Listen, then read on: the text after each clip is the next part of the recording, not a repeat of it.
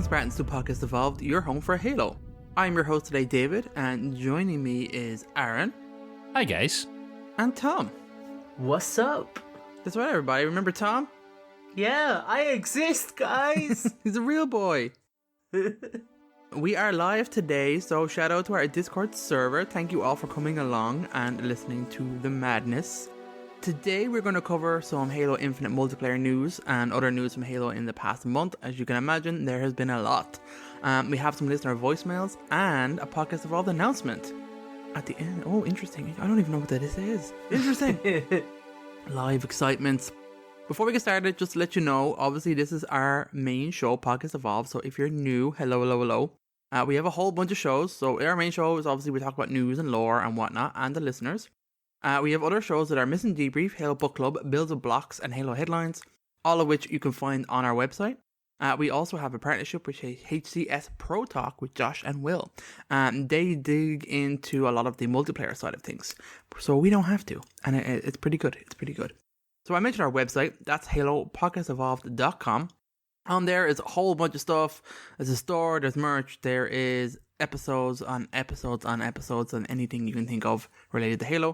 If you're already a fan of the show, please give us a review and rate us. It's pretty handy to get some good feedback, or any kind of feedback really, to let us know how we're doing, things you want us to keep doing, things we might need to change. All of that's pretty good. Also, we need to stop now and thank our patrons. So, guys, thank you so much. You do incredible work for us by just giving us those little bits of monies to keep us going. So that's pretty damn great. And if you'd like to know more, you can head over to patreon.com/HaloPodcastEvolved. You guys are awesome! Yeah, thank you. Finally, I'd like to encourage our listeners to support us on Audible. Audible is a pretty cool thing that I never use, but I know a whole bunch of people do, including Aaron. And it's essentially all the audiobooks in the whole world in one place. So we have a trial called audibletrial.com/podcastevolved that gives us a little bit of support. All the Halo books are pretty much on there. Some of them, well, most of them are pretty well done. But there's a few dodgy words in there every now and again. And we're now into the show. So, last week in Halo, Aaron and Tom, I've seen you guys messaging each other, so I know you've been playing. We did some of the same stuff, so we can talk about that. I played with Angry Tom. Tom played with Angry Aaron. Oh! There was lots of screaming, lots of swearing, trying to figure out why some things were the way they were. Playing Halo Infinite multiplayer has reminded me that I don't play a lot of PvP anymore, and it stresses me. Yeah, it does. I enjoy the game, it plays well, but so do other people, and I don't play as well. So that's basically what I've learned, and I would give a leg for a PvE mode right now. Yeah. You got your bots in there, Aaron. We do, but it's not quite the same, and some of the challenges require PvP. They specifically force you to go and play against real people and not bots, and then it's like, ugh. Well, they kind of should. Like, they should kind of gear you towards that. But to be fair, like, we didn't have an awful time. We did play a good game. We had a good big team game. I played a couple of good Fiesta games between Tom and another guy, Vincent, that I've been playing with. Wait, you mean you're playing with someone else as well, Aaron? What? I'm sorry, Tom. I'm in an open relationship when it comes to Halo. Like, it's mostly been pretty good. I did sit down to play Thursday night thinking I had some free time, but didn't realise I was sleep deprived from my post-sickness and work sort of combining. So I had 2 matches. I almost put my Master Chief controller through the wall, and I decided I would stop. I would stop instead and just watch some Walking Dead and lie on the sofa, so that ended up becoming my Thursday. I've had a much better time since then. Not too much really else to say about it. Like, it plays pretty well. I've had a little bit of janky lag occasionally, but as usual, I can never account for if that's Infinite or me, although I know Tom and a few others have mentioned the occasional weird laggy responses. It can get really bad sometimes. How's it? Kind of, yeah, interesting. All right, okay. I've had games where the hit registration gets so bad because of lag that I've just left them. Because it'll be at the point where you're like shooting at someone and then suddenly they're behind you and melee you in the back, and I'm like, but you were just in front of me. Yeah, so that's happened the odd time, but mostly pretty good. Have I done anything else Halo related? No. I think all I'm doing now is waiting patiently for the last season of The Expanse. That's next. Nice. And I think that might... I actually don't remember if that's out before Halo Infinite. That's really going to turn me up. Will I play Halo Infinite or will I watch The Expanse? We all know the answer to that, Aaron. Come Both. on. I could probably do both. Right, that's about it. To switch over to Tom and see if he did anything more exciting. I did. So I played a lot of Infinite, obviously. Punched my desk a couple of times, which is always fun. And then beyond that, I have bought some new Halo toys. So I got a Mega Constructs set of UNSC Marines. It's called the UNSC Marine Platoon Pack. And then because that wasn't enough Marines, I also got a free pack of the 1/18th scale UNSC Marines from Jazzwares as well. So bought a lot of toys and then bought some big boy toys as well. So I got my Halo Infinite Limited Edition Xbox Series X, which is very exciting. Oh, yeah, very nice. I have almost punched it a couple of times in frustration, and then I remember how much money it was, and I kind of pull the fist back Careful, into Tom, myself careful. instead. Yeah. And I bought a 4K TV, so when the campaign comes out, I can experience it in its true glory. It's the podcast Evolve Paymasters. They're hooking me up, you know? Welcome to the future. Thank you. It feels weird. It's scary. This is your first Series X, is it? Uh-huh. How are you finding the bump up? Oh my god, it's crazy how even the graphical fidelity. So the telly I've got currently caps at 1080p, but even with that, it looks so much sharper. And there's a lot of little sort of life features in this, or quality of life features that are really good. Quick resume is incredible. Oh, it's so good. It's so good. And also install speeds. I don't know if there's something they did there, but they seem a lot quicker.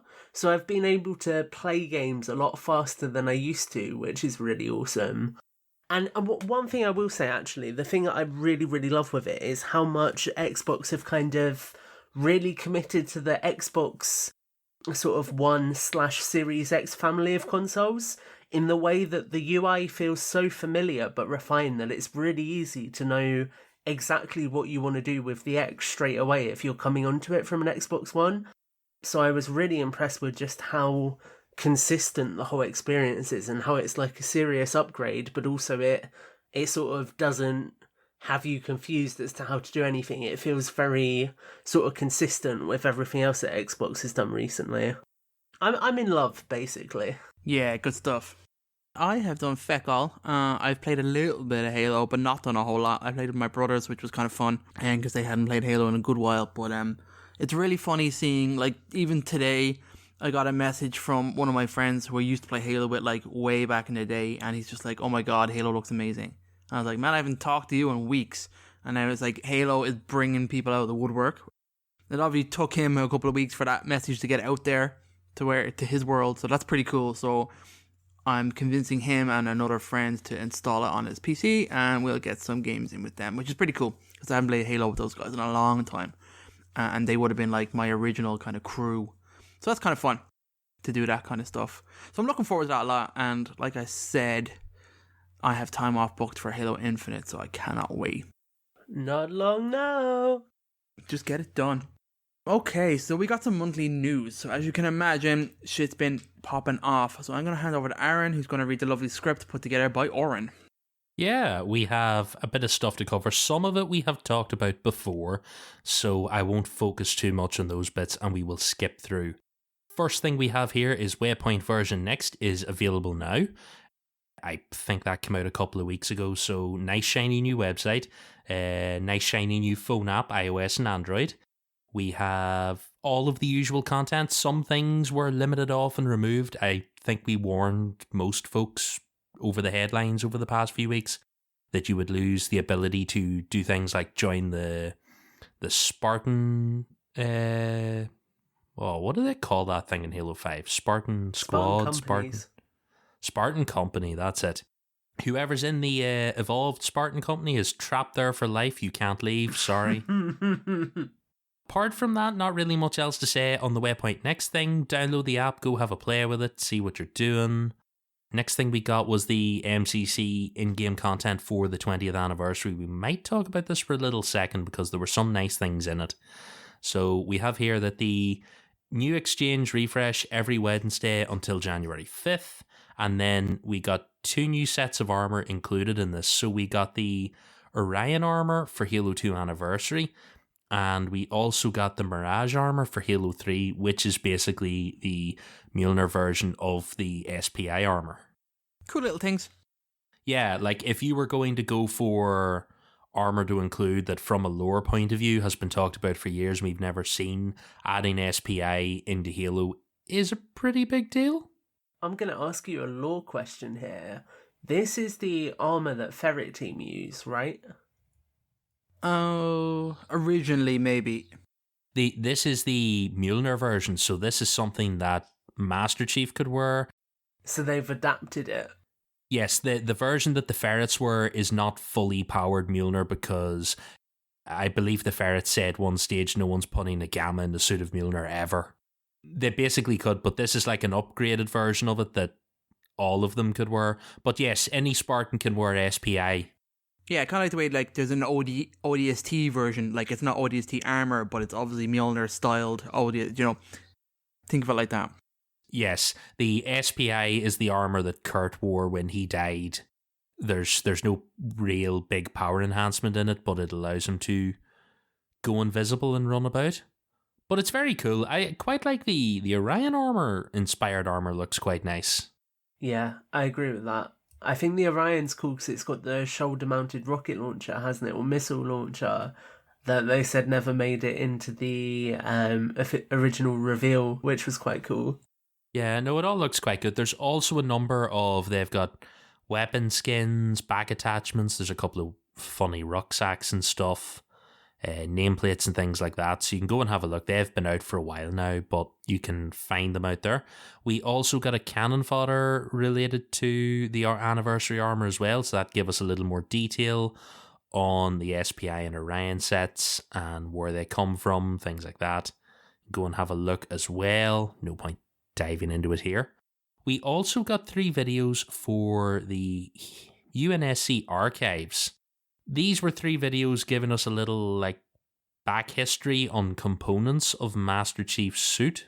There were 3 in total. I think that's all we're getting, is it? Did I see that mentioned that we're not getting any more of these? Yeah.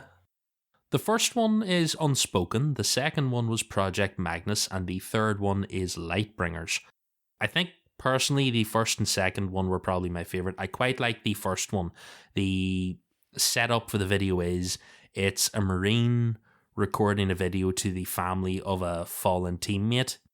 He's taken some sort of Covenant weapon to the throat and can't speak anymore, so he is signing to the computer, and the computer, it's reconstructing his voice. This one made me tear the hell up. It was so emotional. Yeah, like it's a really well done video. It's very good to watch. The Project Magnus one's very good as well. It's the development of the grapple shot. Quite a long, good video as well. Not so fussed on the Lightbringers one. We were talking about it before the show. Tom's quite into singing Halo. I just could have done with a little more going on in that. Same. I kind of like it from the standpoint that a lot of the time with Halo, you think of the heroic people in the franchise as the UNSC and like the Marines and the Spartans. So I thought it was cool that that kind of flips your focus essentially and is like, look, these people were miners who went down there knowing that they were going to die, but they did it because it was for a good cause and it was going to ultimately mean that the Spartans could keep fighting. I just think that like concept is really cool. Yeah, you're not wrong. Also, just before the show started, they dropped 2 more trailers. Yeah. These are more live-action-esque trailers. First, we got Forever We Fight, which is a series of brave people fighting throughout history, which finishes on Master Chief fighting on Zeta. And then, as another sort of part to that, we get another video called Carry On, which is just Chief's fight. It's in that scene. The two of them, I think, kind of mush together a little bit. They do, yeah. Did I see Ian say that he cut them both together into one very long trailer? And may possibly be sticking it up on YouTube. Okay. But they're very cool. Give those a watch if you get a chance. The Carry On trailer is just like 30 seconds of fun, literally. Chief is kicking ass and flying through the air and smashing the fuck out of people. Plus, Forever We Fight shows us our first look at sort of the Halo universe's human history. Because obviously we've always assumed that it mimics our history, but this confirms it because you get World War II with a French soldier. I think it's a French soldier, although the armor looks Russian. It's cool because you kind of sit there and you go, is this Halo? Is it Battlefield? Is it Call of Duty? Oh my god, it's Halo. And it was just a really cool way to like smush together the past, the modern day, and then the futuristic Halo universe, I think. Yeah, there's a few nice little touches in it. I like the test flight for the slipspace drive that you see as well. But give those a watch if you want. Nothing spoilery in them, so you'll be fine. Next up, we had designing the Halo esports ecosystem for November. Now, we are not going to dip too far into this because I will instead say that the Pro Talk guys went into a lot of detail on this, as that is really their territory. The basic gist that I took away from my brief glance of it was, if you want more Halo esports and you want better Halo esports, more people got to play Halo esports and more people got to watch Halo esports. That would probably be the main takeaway. If you're not playing and wanting to compete, then watch. And get your friends to watch. But I can't play, Aaron, because I'm awful at the game. Then you can watch. Everyone can do their part. Service means citizenship, Tom. I'm slightly scared right now. What have I joined? This is why I stayed away for so long, Aaron, damn it. No, you're here now, you're stuck. We got the 20th anniversary for Halo on November 15th. Did anyone do anything exciting to celebrate the anniversary? I watched the stream. That was cool. The stream was pretty good, I have to say. A nice little half-hour stream, and then at the end of it, we got this thing called Halo Infinite. They released it. Mm-hmm. Never heard of it before. Didn't really pique my interest, so I didn't pay any attention to it. Oh, keep an eye out for they talked about a 6-part documentary series they're going to do on like the history of Xbox, so that might be worth a watch. Yeah, that sounded awesome.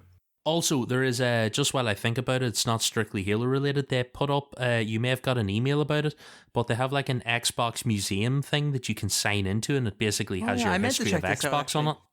It's really cool. It shows up in your browser and asks you, do you want like a third person or first person?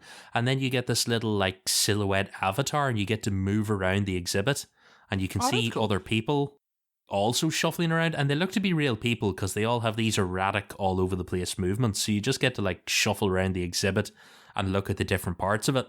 But I don't want other people in my exhibit. Shocker, my most played game turned out to be Star Trek Online and not The Division 2. Because I was like, oh yeah, I've definitely played too much Division 2. I was like, no, you played way more Star Trek, you suck. Clearly you've not played enough of the Big D. We'll get more when the next one comes out and when their update comes out. I'm not touching that bait with a pole. Let it go. I saw it coming. Right, so we got the Halo Infinite multiplayer beta, which launched on the 15th.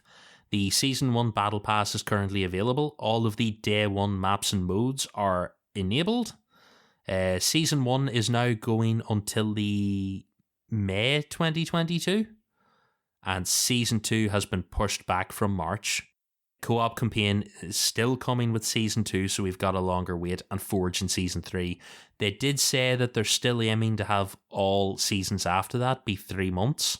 So Season 1 just got stretched a little bit in the meantime.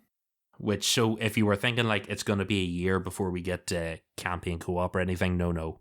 Every season won't be this long. Might be a year before Forge, though. It seems like it's going to be next autumn, maybe, before we get it. Yeah. It'll be Halloween or after Halloween time, more than likely. Oh, that'd be cool for infection modes, maybe. Hopefully we get there eventually. Yeah. So we got details about the Season 1 event calendar, Season 2 preview, campaign co-op, Forge release plans. I said you can go and have a look through all that. But those are the important things to remember. May 2022 before Season 2. There was also Infinite Challenge updates as well, because it's not been the smoothest so far when it comes to the challenges in Halo Infinite. Would that be the nice way to put it? Yeah. Yeah, I think that's fair. People have opinions. Yes, it's a touch grindy, and there have been a few modifications made. What 343 have done so far is they have now added a daily challenge which gives you 50 XP every match you play, resets indefinitely, so you can get a minimum of 50 every time, even if you don't complete another challenge. Also, I believe Oren mentioned that some people have run the numbers on that, and compared to the other previous daily challenges, you've got to play 27 matches before it becomes more profitable. Oh my god. Than the old way, so that may need tweaked again. Genuinely, who has time to play 27 matches in a row? Absolutely not me. Yeah, definitely not me. I have the tolerance for about 3 at best. Depends. If I have a few people on and I can fuck about in big team, I could play for a while. Yeah. 27? I don't think so. No, not 27. They extended the time that the XP boost lasts, so now instead of 30 minutes per XP boost, it runs for an hour, which is better because you could, in theory, drop an XP boost, play a long game of big team, not get any challenges, and go into the next game and have your XP boost run out before you get the challenges. Yeah, Oren explained this to me last time. I still personally would like them to change the XP boost to be a set number of challenges instead. I think if it lasted for, your next 3 challenges are just automatically doubled or whatever. Yeah, because I guess then you'd include the daily challenge, wouldn't you? So it's not as if somebody could avoid doing their challenges to stretch it out. I don't know. I would hate to just use my boost and get 3 boosted daily 50 XPs. That would anger me as well. Bug challenges have now been replaced or fixed. There were a few of those, and everyone who logged in by November 22nd should have received the gold visor for week 1. I need to check if I got that, actually. I don't think it unlocked for me. I'm not sure if it did either, but I'll have to have another check and see. We got a teaser trailer for the Halo TV series. Yeah. It was a very teaser trailer. Man puts helmet on. Yes, man puts helmet on, blue lady says hello to man. That was it. But we did get some more information, so it will be streaming in 2022 exclusively on Paramount Plus, which will be fun for the likes of me and David, who are currently sitting with no access to Paramount Plus. Actually, you as well, Tom. I was going to say, don't disinclude me. No idea when it's coming, because they've currently pulled Star Trek Discovery off Netflix and limited to Paramount Plus, which means I can't watch it legally. It may be Sea of Thieves time for me when it comes to TV show.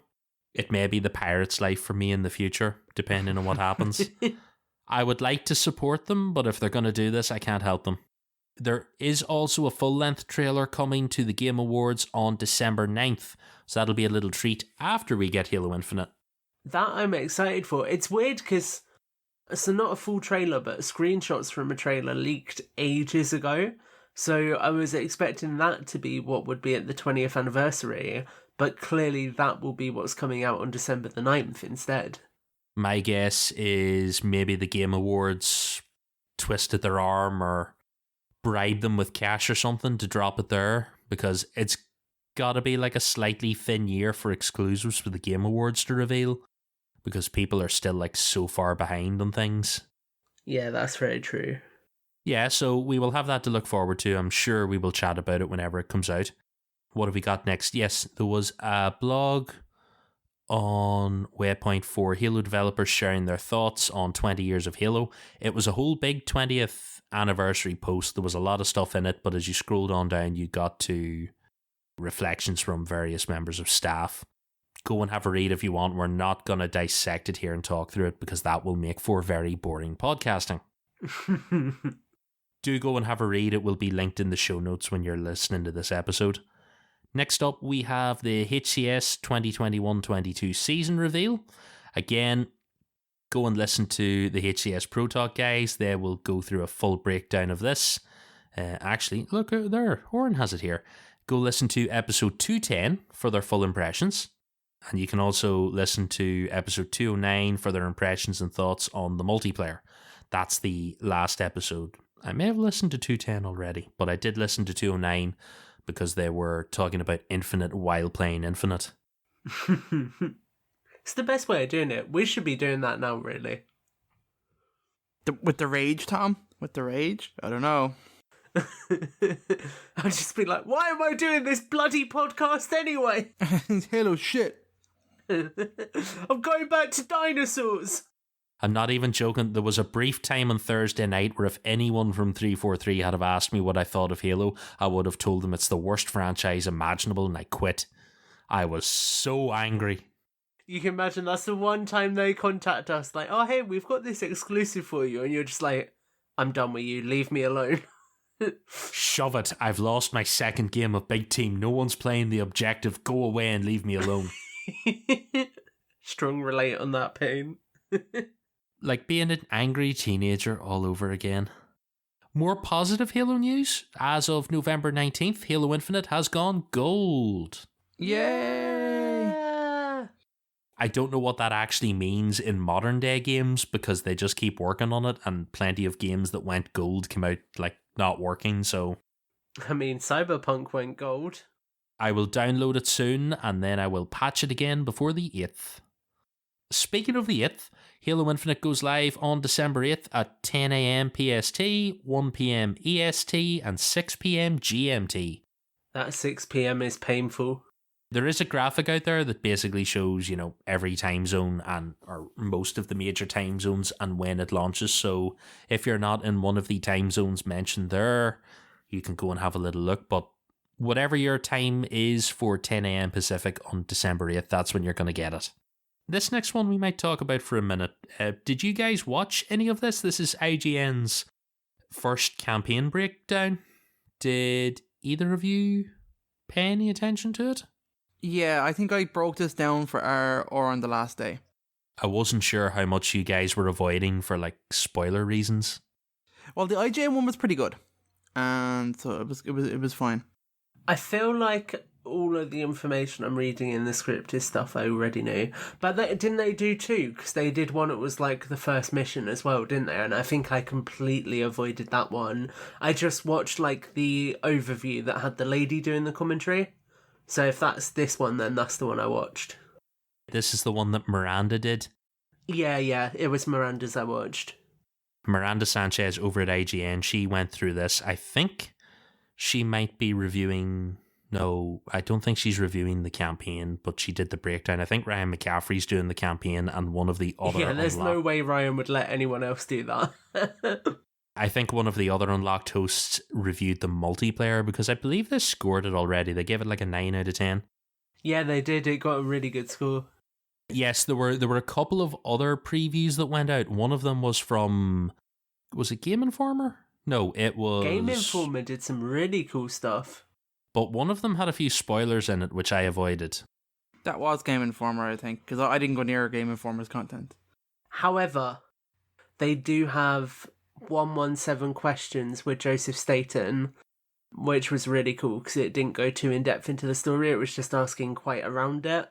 And then they also did an hour-long podcast with him as well. Actually, no, that was IGN. Oh, he's on Unfiltered, is he? Yeah. I haven't listened to that yet, but they're generally good shows. Yeah, that would be worth a listen to. Joe's just such a cool guy. I didn't even know he's a pilot. Yeah, he is, yeah. Joseph Staten seems like the sort of man that can't stop in life and must be always doing things, no matter what, at all times. I'm going to go through these notes, shout out at any point if you want to mention anything in particular. So Miranda said that most of our concerns about Master Chief's long-awaited spiritual reboot melted away with a 4-hour hands-on demo. She said that the chief seems tired, sad even. He's a man of few words, but his movements and cutscenes and responses to those who need him are heavier than I've ever seen before. Clearly, Palmer calling him short really got to him. That's true. He's a broken man. Not the same. I like that idea. You sort of see it a little bit in some of the cutscenes, but I just like the idea of Chief being like sort of slightly tired of the ongoing fight and a little bit too old for this shit. Well, it's all he's been doing, isn't it, since he was a kid? That's very true. This next one, let's see. That all being said, I don't imagine Halo Infinite is going to be a great starting point for people new to the franchise. Even if there's some sort of catch-up video so far, the best moments I saw in Halo Infinite's first few hours rely on prior knowledge of the series. I'm so okay with this. Yeah, me too. I think when you're coming to like how many installments of games, or what is this, like the 9th campaign game, really, if you're going like including ODST in that, at some stage I think you have to accept that you're gonna like be missing some backstory. It'd be like me diving in now and playing a Metal Gear near the end of the franchise and being like, what the fuck is any of this? MCC exists for a reason, right? Yeah, like as long as they avoid the pitfall of Halo 4, even people that played the games but didn't read the books didn't quite know what was going on, and that was maybe a little bit too far. So they need to like balance it a little bit. But from everything people have said so far and mentioned about like the information in the game and the audio logs and stuff like that, it seems like they're doing a good enough job to inform you about what's going on. Also mentioned that, I think we've covered this multiple times, cleared enemy bases turn into fast travel points. They have the Valor system that allows you to unlock more powerful vehicles as the game progresses, and weapons. I didn't know about this. Oh yes, there's a scanner tool, seems very similar to the Halo 5 Argus. Same sort of thing, you pulse an area and it highlights all the points of interest in the area. So that's in multiplayer currently, isn't it? But I'm assuming that would like spot, I'm assuming that's what it is, yeah. Like terminals and things, so you know where to go and find them. Basically, the way you think of it is when you pulse an area, anything that you can use will be highlighted sort of like almost in white, like a silhouette. So if you see weapons, you'll see them sort of highlighted through walls and stuff, and then it will also mark off points of interest like audio logs and things like that. So you can pulse an area and see if you discover anything new there. Let's see, what have we got next? In addition to the NSC audio logs, you will also find audio logs for the Banished and other inhabitants of the ring. They don't mention what those are, but I'm going to take a stab at it and say Forerunner related audio logs. That will be my guess. Well, there's also spoilers for the latest book of like other... Oh wait, no, I'm thinking of something else. Nope, doesn't matter, ignore me. I know what you were thinking, yeah. Yeah. The only other one I'm going to say is maybe Forerunner trilogy-esque spoilers of like stuff that went on with ancient humanity on that ring, which would be cool. That would be cool.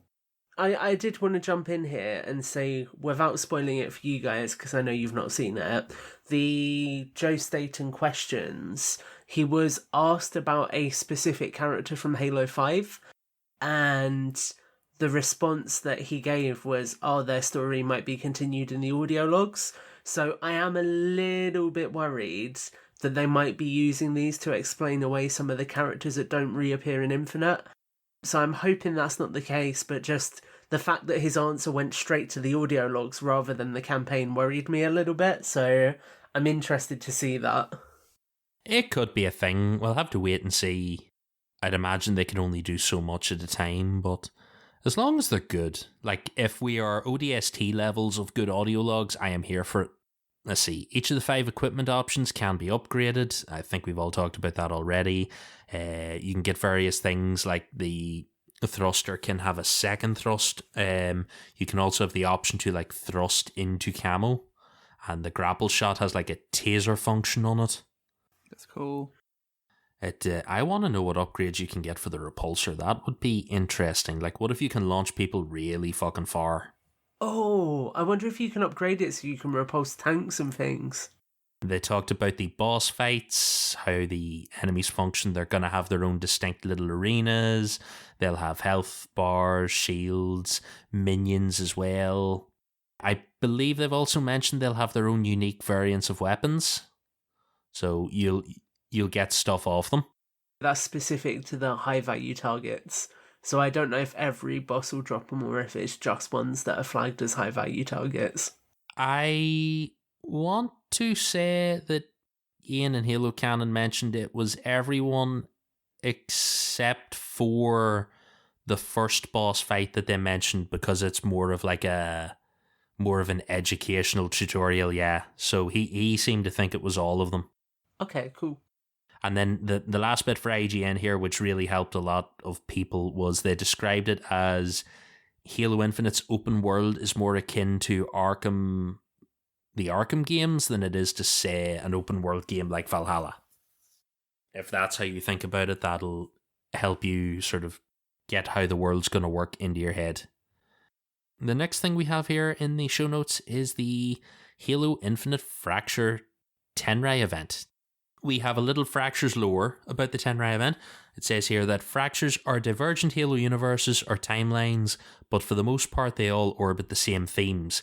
Each particular Fracture can share a variety of elements in common with core canon, but recast in a different light or interpreted in a new way. We've had this already with the Master Chief Collection armors, which come from various alternate reality Earths where things like Dark Ages humanity are at war with the Flood, humanity have joined the Covenant, things like that. So I like the idea of sort of Halo What If. So the Tenrai lore specifically is, embroiled in bitter clan wars for generations, the warlords of the Tenrai Fracture now stand united against the invading Covenant barbarians. Forced into an alliance against the relentless Covenant and their colossal glass dragons, the 343 clans of the Imperial Court have shared once secret knowledge to create new armour and weapons forged by mortal hands but blessed with divine force. It is through these new tools of war, unimpeachable honour and peerless skill in that the clans will fight and win against the invaders and reclaim the 7 provinces lost to their depredations. God damn it, they put 343 and 7 in there. I was going to say they got all the magical numbers in. It's cool, like it just paints a nice little sort of what if picture. Can I pitch a Fracture event to you guys right now? Ooh. Halo Fracture, aliens. That would be dope. Bring the pulse rifle into Halo, baby. You can absolutely do all this shit because like they've been doing a lot of this in Gears of War. Like you have the Terminator, And you have Fortnite. Sarah Connor in Gears, which is you have the Terminator in Gears. You can just play as the Terminator. That's cool.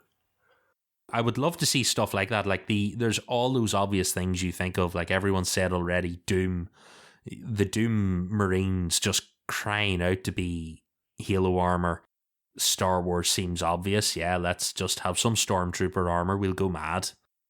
Clone Trooper. Clone Trooper, thank you very much, Aaron. Anything you can think of where there's a suit of armor and some fighting involved, like Predator? RoboCop. RoboCop. You know, you could have any of these things in theory. Like you can bring them into the universe and figure it out somehow.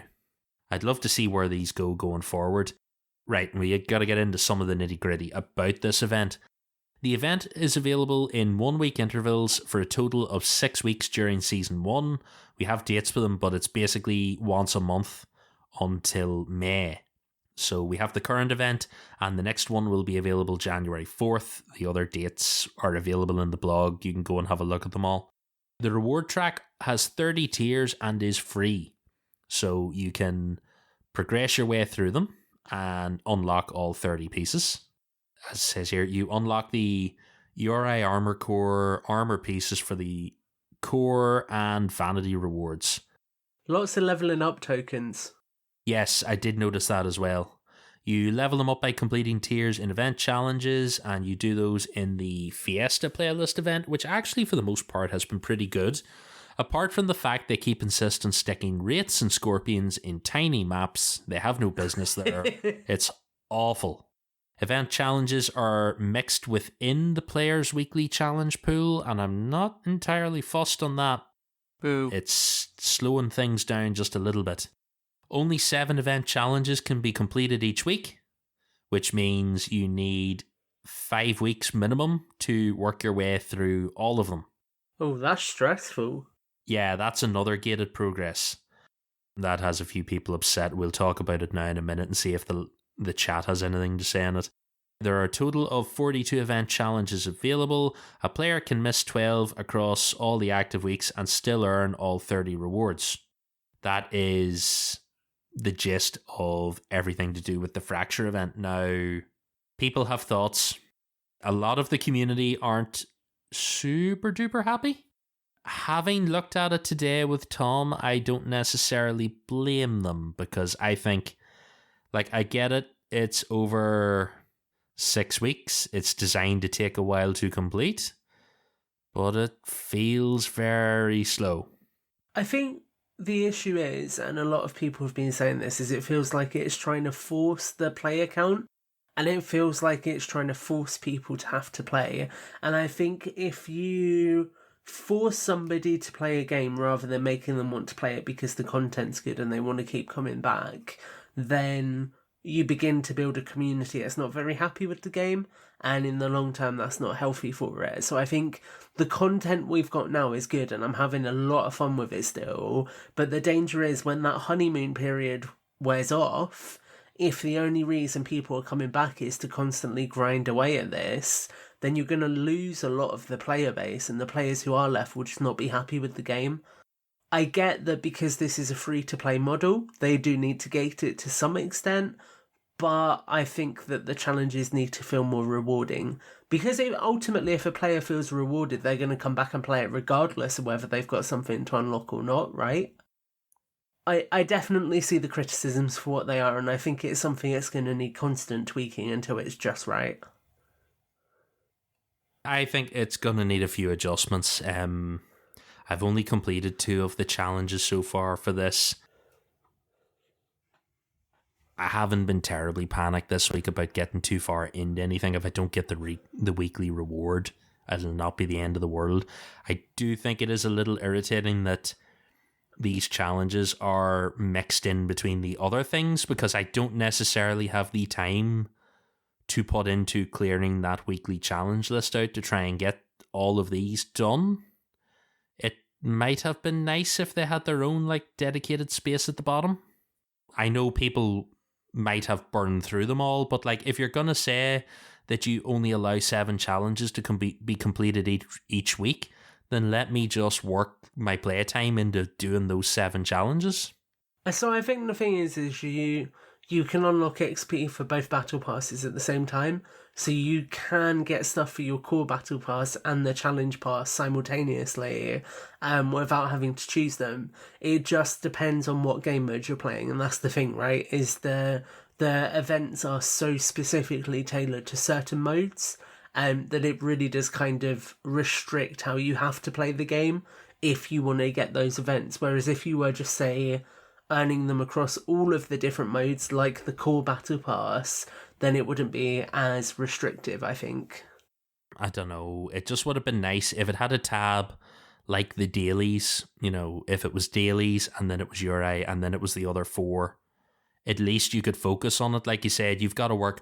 I've got to play a couple of games of Fiesta to get that challenge. Then I've maybe got to go and do a couple of games of Bot Boot Camp to clear out some regular challenges. Then if I'm lucky, I get another thing that I can do in Fiesta, and then I've maybe got to go and play some big team or something. It's just constantly moving you into, and then you've got things like you're trying to complete particular game modes and maybe they're not coming up. You had one you were particularly frustrated by where you were trying to complete, or you were trying to win a game of big team and it just wasn't happening. Whereas if I only have a limited amount of time to play and I've got to play 5 or 6 big team games or something to clear out other challenges, then I don't have time to play a Fiesta. So I think that's my major criticism with it. If I could have played today and just played Fiesta flat out, even if I only got 4 of my my event challenges, so be it. But let me focus on them, even if it's just 1 at a time. I think there's some interesting stuff going on behind the scenes with this system as well, because I noticed that when I had specific game modes I needed to play, they wouldn't come up as frequently. And when I was doing Fiesta, it felt like the one weapon I needed to get kills with to complete one of my challenges, I wasn't getting as much as I normally do. Now, it might be that it just felt like that because I was getting frustrated with the game, but I was sat there like, I wonder if there's any kind of back-end mechanism at sort of elongating the amount of time I'm spending on the game by doing small things like that. It wouldn't necessarily surprise me because I'm sure, although it can be the psychological thing of it's that thing where the minute you want one specific map to play, it never appears. It's very easy to just fall into that. I need to play a game of whatever it is, Big Team Slayer, and then suddenly everything you're playing is territories or whatever. I'm curious to see what tweaks they make to it, but I'll not panic too much for now. But we will see what happens. Right, we have a little bit of community criticism here that Oren has listed as well. So like we said, the max of 7 challenges per week means that to hit tier 30, you've got to play for 5 weeks. Event challenges are mixed into the weekly challenges. Yep. Some armor pieces advertised with the event are locked behind the real money store. That one's a little bit of a... It's awful. What is this? Is it some of the accessories, is it? I think it's worse than that. I think it's the helmet as used on the key art, which is really bad when you think of that's the art that's being used for all of this event. Hang on, so that specifically you can't get? I'm fairly certain. Oh, that's particularly not good. I might be wrong. Oren says here you've got re-earn armor coding for the Uri armor core. Yeah, so I know what this is as well. The armor coatings don't transition across your different cores. So say, for example, you've got a metallic green coating for the Mark 7 core, you won't have the same thing on the Mark 5 core or the Uri armor core. You have to re-earn it across every different core that you want to use it on. Jesus Christ, I have no idea what's going on with this game. David, I can tell that you're just so mentally detached from this right now and how frustrating it is. There are a few things where I do think that someone in 343 didn't stop to think about how real people play games. Just occasionally, I look at these things and go like, do you play many real games, or do you just like think this is how we play them? The last one unlocked weapon codings individually per weapon, so same thing again. Yeah, so this is the problem where, say for example in the beta, if you bought the red weapon set, you'd have that red coating across every single weapon. This will just be like a coating for an assault rifle, a coating for a sidekick, as opposed to being universal for all of them. So we're nearly back to the Halo 5 thing of you have skins for each of your weapons instead of Destiny where you have a shader that you unlock for everything. Yeah, essentially. It's weird because it's kind of a hybrid of the Call of Duty model in many ways, but I feel like there's some things that Call of Duty does a little bit better when it comes to the value for money. So it's really interesting seeing how it's playing out at the moment. I hope they get a little bit more time to work on these and figure out what they're up to, because that's not doing good things for me at the minute. So there's one thing that really shocked me when I learnt it that doesn't work the same as Warzone on Call of Duty. On Warzone, if you're playing long enough and you're putting the hours in to complete the season pass, you will earn enough points to buy the next season pass. Whereas with this, there's currently no way to earn currency, so you will have to buy the battle pass every time. Even if you buy it the first time and complete it, you won't then be able to unlock the next one because you've done that. Yeah, we were wondering about that before. Would there be a way to earn the currency? But I don't play it, and my niece is not here to ask. In Fortnite, can you earn the battle pass through in-game play? I think so, yeah. I think you earn V-Bucks.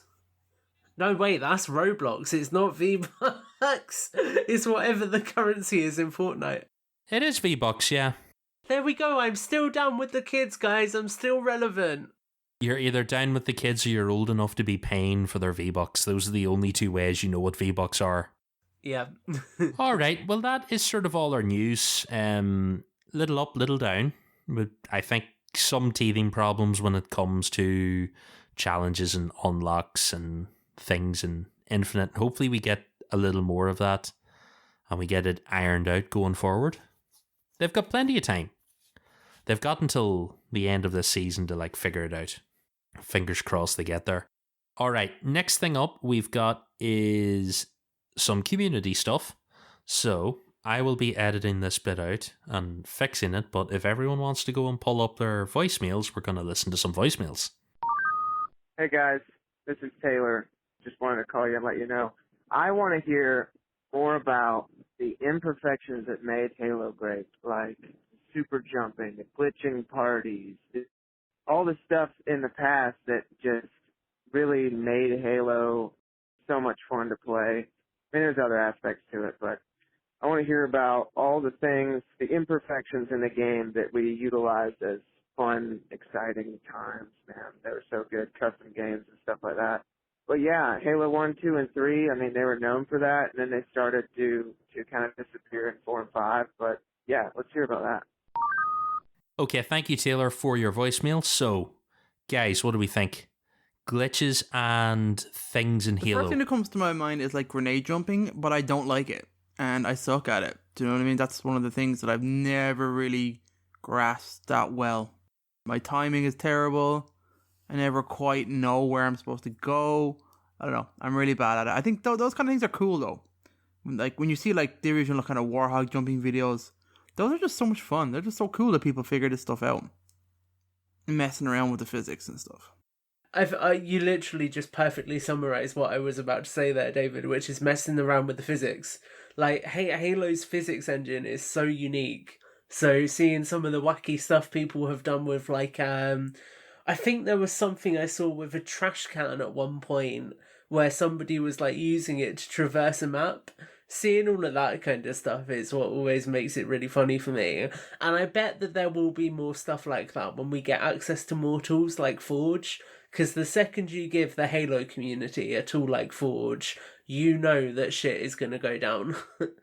I was actually thinking there, I was trying to think if I've used any of these glitches, and I was thinking, I've done stuff in campaign, because I know me and David were trying to get, one of the skulls in Combat Evolved.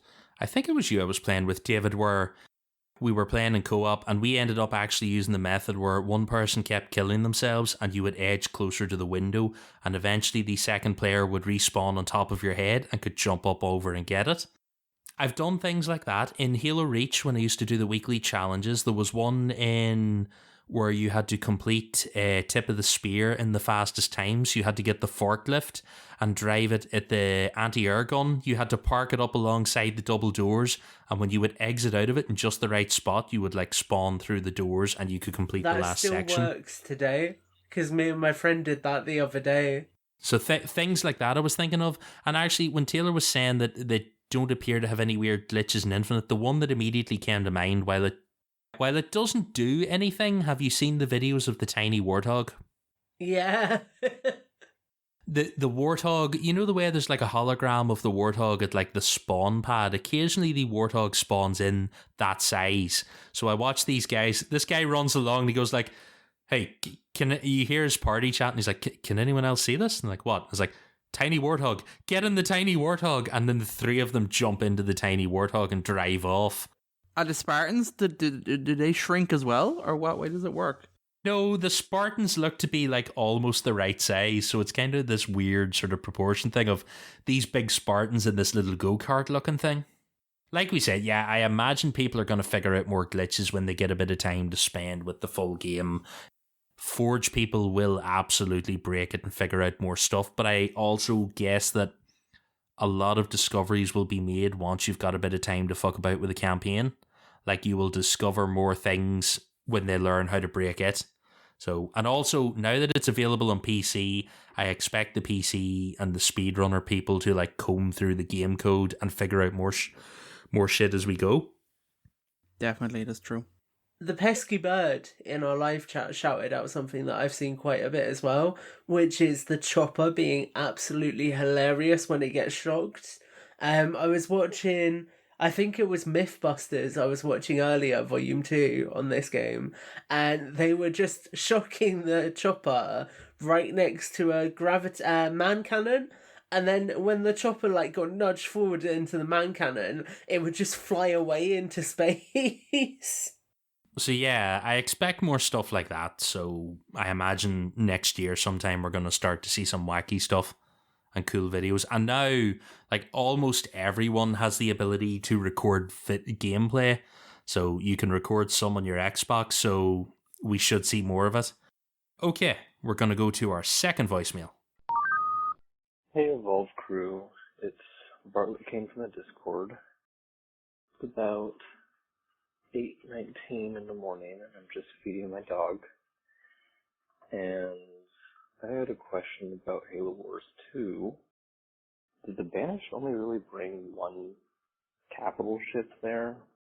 Did they only bring one ship to protect the Ark? Seems kind of like a bigger deal, like they need more than just a one.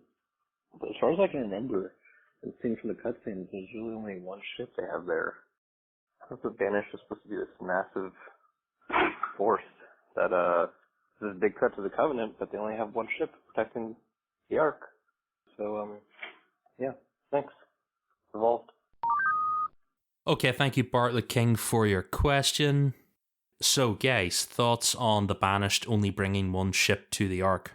Well, I'm pretty sure in the Aatrox comics, this is their only ship of that size. And they made a big deal about getting it, about like having Vet Valor, I think his name is, the Sangheili shipmaster, like winning him to his side. So I'm pretty sure their only supercarrier was that ship. And they have other ships, but that's the only one of that size.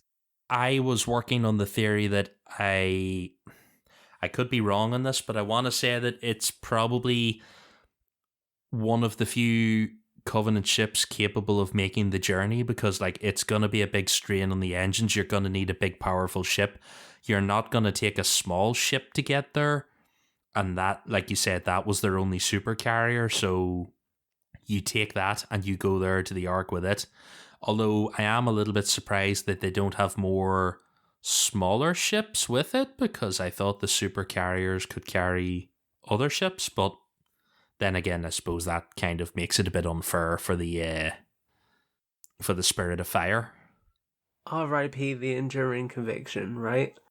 So I have a interesting take on this that I think explains it. I think it's like an expeditionary force.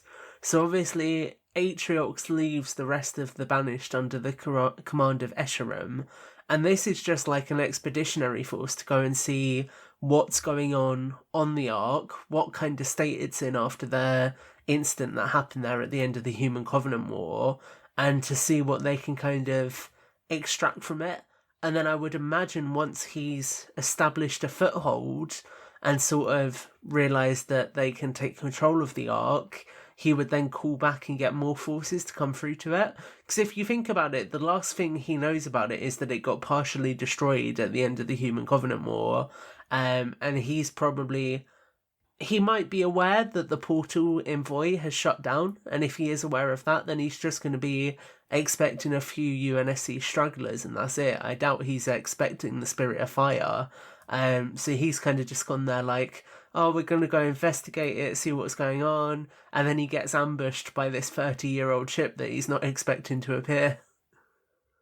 That's certainly part of it, I'd say as well, yeah. Yeah, that's basically my best theory, is that's the only big ship he has, the same way that humanity now would send the Infinity. It's the biggest ship, it's the one they've got to do the job. But also, there's definitely a little bit of plot armor in there that if they had too many ships, the Spirit of Fire wouldn't last 5 minutes. I mean, she barely lost as it was, to be fair. Yes, so it's probably a little bit of convenience. But yeah, I think you just have to take that a little bit of, yes, they only had this one big ship, and that's the one that Aatrox could put sort of to the mission. So he did. Guys, thank you for your voicemails. We'll call out the number at the end of the show, but just a heads up, if you do leave us a voicemail between now and the end of January, it will only get read at the live show at the end of January, because there is no live show in December, because the last show we record is the 2021 year in review, which is going to be my second year in review show where we just talk about COVID, which I didn't expect. Nah, we won't talk about it. We are going to dive now into the Evolved Digest. Tom is going to take us through all of our Evolved news. Yeah, so it's been a very, very busy time for us, I think, as we are approaching Infinite's release. I think it's fair to say that a lot of us are kind of in that last slog now, where we're looking forward to a little bit of time off to enjoy the game when it releases.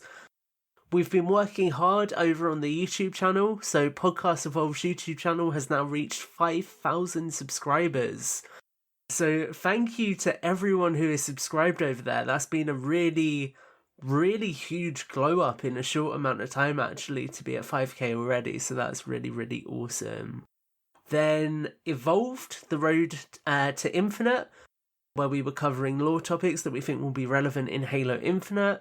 We just released our last episode, which was the Halo Infinite preview. And this episode is actually going to conclude the lore series. So, for anyone who isn't aware, because you've been living under a rock, Halo Infinite is in our hands now, or at least the multiplayer is. So the road has been completed, and we are finally here. The road is dead. Long live the road. The character dossier, which has been looking at the lives and accomplishments of the loved and not so loved Halo characters.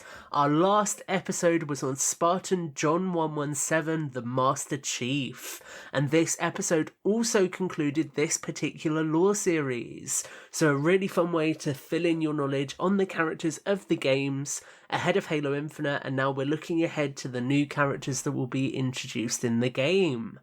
Mission Debrief, which is a deep dive into every Halo games campaign, mission by mission, has just decided the best Halo mission of all time as a part of their 20 for 20 series. And this was based on votes from all the listeners, and you can go and check it out over on YouTube. David, how was that? Because you were involved in that, weren't you? I was. It was pretty fun. It was weird. It was, YouTube. I tend to not do a lot of YouTube, and we hadn't done video in a very long period of time. So that was kind of cool. Big shout out to Matt, who did all the kind of editing and put all that kind of stuff together, and Kristen managed all the recordings. I was pretty much just sitting and calling out all the scripts. I just pretty much sat there and let it happen around me, so that was pretty cool. And that was fun. It was fun to do. Yeah, it's cool. Halo has a lot of maps, has a lot of good missions. Cool, there you go. And if you've been enjoying Mission Debrief and you are looking for more of it, then Mission Debrief for Halo Infinite will officially launch in 2022. Halo Book Club are thorough discussions on the extended lore media. Our last book club was Halo Divine Wind, and our next book club is going to be Halo Uprising. Builds with blocks, centered around the micro action figures and brick-based construction sets of the Halo universe. Our latest episode was the best Halo 5 sets. Our latest video was a Mega Construx destroyed forward operating base mock that I put together based on a few words that Grim Brother 1 himself said about the forward operating bases.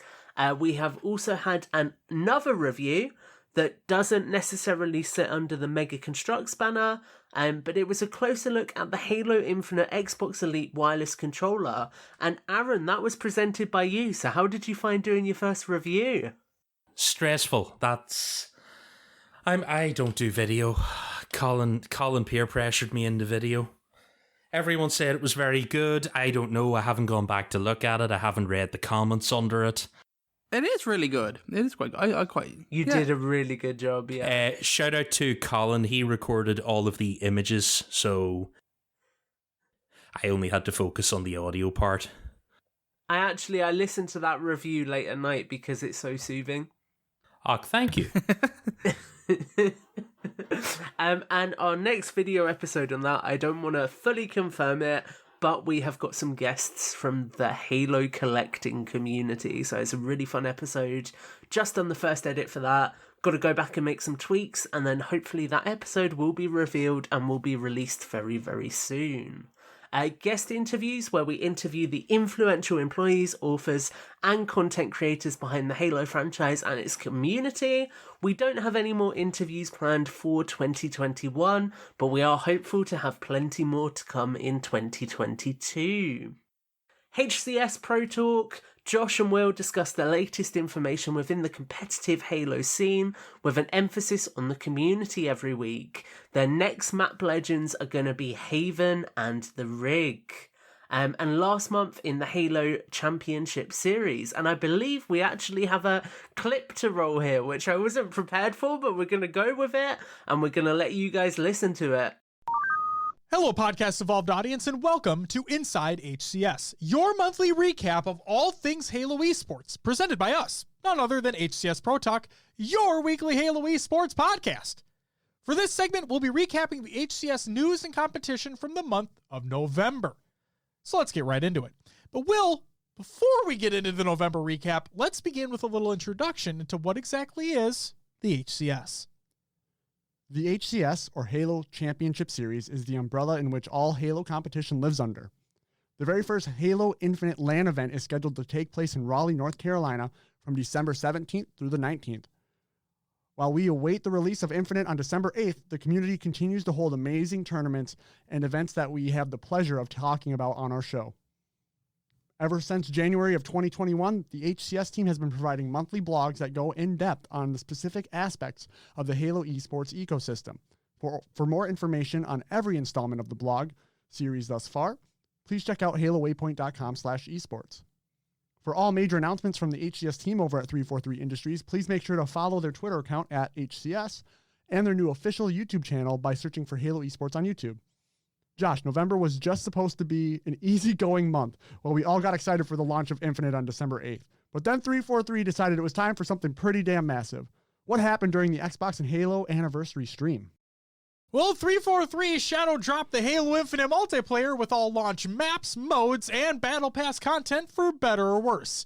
We haven't been able to take ourselves away from the sticks, and for all of our multiplayer impressions thus far, please make sure to check out both our episodes 210 and 211. One of which is our longest episode we've ever done, clocking in at 4 hours. So, the HCS team promised, and they actually delivered, a complete competitive event roadmap an entire year in advance. There will be events taking place all over the world with a combination of online and in-person festivities. For a complete breakdown for newcomers to the scene, our friends over at Noob Combo put together an easy-to-digest write-up of how the entire first year is going to work. Please check out noobcombo.com for all the information and plenty more within the competitive Halo scene.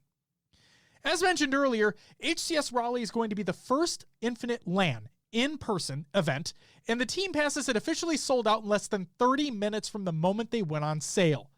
That means that there will be 272 teams competing in person in the event everyone attends who purchased passes. This also means it would be the largest LAN event in Halo esports history. Will, that's all the competitive news highlights that have happened over the course of November.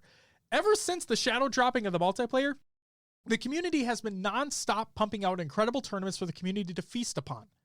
What did the community indulge in over the last month? We'll start with the Twitch Rivals Halo 3 throwback. Before the release of Infinite's multiplayer, the Twitch Rivals crew, with the assistance of Ninja, put on a wonderful sequel to the previous Halo Twitch Rivals event, this time with Halo 3 in the spotlight. Ninja continued to bring the hype with an additional $100,000 added to the already amazing $50,000 prize pool, and the players did not disappoint either. Professional Halo players, both veteran and new alike, came together with the classic MLG roster names that the old heads have come to know and love throughout the years. But it wasn't just the old guard who won the event. Status Quo, with the roster of veterans Ace, Flamesword, Chig, and the newcomer Tylenol, proved that Halo 3 still allows for new talent to win it all. Here's hoping we get an Infinite Twitch Rivals event in the near future. Next up, one part contest, one part tournament, all parts mayhem, the Forge Hub and Podtacular Halo 5 Fiesta Frenzy Tournament. This event started months ago as a Forge Hub contest to see which community-created maps would make their way into this Fiesta-style tournament. With the maps and winners chosen, the teams created, and then the bracket established, the second phase of the event takes place.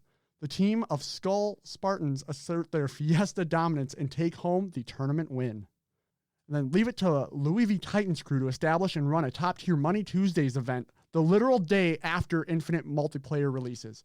The iron was struck while it was hot, as some of the best talent the competitive Halo scene has to offer had competed in this wonderful event. While this was a twos event, all eyes were on some of the established professionals who have won countless events in Halo 5, including Snakebite, Royal 2, and Frosty from Sentinels, along with Renegade, Stellar, and Eco from Splice, both teams winning world championship titles in Halo 5. Turns out the power duo of Trippy and Lucid, as known as Saiyan, and now Optic, formerly known as Envy, know how to hold their own against the best in the world and take the event win and a nice $5,000 prize. Last but not least, Halo Rec League. Now, we all understand that our show is focused on the competitive multiplayer aspect of this beloved franchise, but what if you are looking to dip your toes into the competitive Halo realm, but don't have a team to run with in ranked matchmaking, or you don't know where to get your start? Well, enter the Halo Rec League, a casually competitive league in Halo Infinite for players of all skill levels to have a regularly scheduled competitive matches. Seasons consist of 2 different league types with 3 different types of skill levels, allowing anyone and everyone for an opportunity to learn competitive aspects of Halo while focusing on the fun. If you want more information on the league, please reach out to us and or Halo ESRL on Twitter. Josh, the competitive Halo community has a major event to look forward to in just a couple weeks' time, but there is so much more for players and spectators to sink their teeth into over the next month. What does everyone have to look forward to during the month of December? The Xbox's Game Pass has PC Games Open Series Halo Infinite 4v4. Well, this is one of the worst names of a tournament series we've ever seen and said. It does come with one of the best prizes you could ask for as a competitive Halo fan. An all-expense-paid trip to HCS Raleigh, including flight, hotel, and team pass. Through December 11th and 12th, a total of 128 teams will compete for their chance of playing against some of the best to ever do it at Raleigh. Chipotle and Halo. Could you name a better combination? All right, Doritos and Mountain Dew are iconic, sure, but how about a Halo Infinite tournament series focused around Chipotle? 3 free-for-all qualifier events over the course of the month will culminate in a season final. All the tournaments will include prizes of cash and products from Logitech, Chipotle, and more. The first qualifier occurs on December 10th. The past 2 years, no, fuck that again. The past 6 years have been leading up to this moment. The very first Halo Infinite LAN event. The first time there's been an in-person Halo event since the COVID-19 pandemic began in 2020. Teams have been competing in weekly qualifiers over the month of November to determine the bracket seeding for the main event. With this being the first LAN event on a brand new Halo title, everyone is on equal footing. Will the reigning Dynasty and Sentinels continue their dominance? Will a brand new team of untapped potential make themselves known in the pantheon of Halo greats? Will there be technical difficulties? We'll just have to wait and see when the action kicks off on December 17th. Did we mention the return of the big team battle bonanza? Ladies and gentlemen, thank you so much for joining us on this edition of Inside HCS for November. If you're interested in finding out more about these tournaments or anything else in the competitive Halo space, please check out HCS Pro Talk on all socials, YouTube, Twitch, and anywhere you happen to find your podcasts. Podcast Evolve crew, take it away. Okay, so thank you, Josh and Will, for this month's Inside the HCS. Watch their show live Monday nights around 8 p.m. Eastern, 7 p.m. Central on twitch.tv/HCS Pro Talk. Follow them on YouTube and your favourite podcast feed. And then last but not least, we have got a Podcast Evolved announcement. So, I know, David, you'll be excited for this because you're not sure what this is. What's either. it gonna be? So, with the conclusion of the Road to Infinite and our Character Dossier series, Podcast Evolved are planning to launch a new ongoing series. This series will launch immediately after the launch of Halo Infinite and will run into 2022 and beyond, alongside Halo Infinite's updates, expansions, seasonal content, and its life cycle. We are very, very excited to be able to announce Infinite Impressions.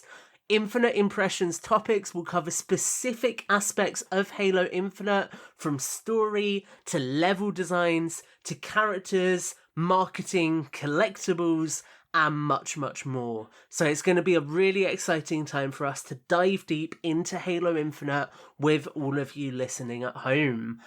And that brings today's digest to a close. So, David, I am going to throw it back to you to take us on out of here. So everybody, thank you for joining us in the live, in the chat, in the Discord. Thank you all for listening to the ramblings. Like I mentioned at the top of the show, you can find all our episodes on our website, halopodcastevolved.com. You can search for their unique feed, so all of our shows have different feeds, and they all obviously feed into the main feed as well. So there's a whole bunch of stuff there for you. If you want to listen to everything, like I said, go check out Halo Podcast Evolved on your favorite podcast service. Once again, another special shout out to all our patrons. Guys, thank you so much. You make it all possible. Head to patreon.com/Halo Podcast Evolved if you'd like to learn a little bit more. And finally, like we said, you can leave us a voicemail about this episode or previous episodes or anything else really Halo related. Give us a call at 205-EVOLVED. That's 205-386-5833. And like Aaron said, we won't be actually listening to these calls until January, so be careful of whatever you give. And don't be disappointed if we don't get to it till then. And with that, I have been your host, David, and until next time, evolved. Evolved.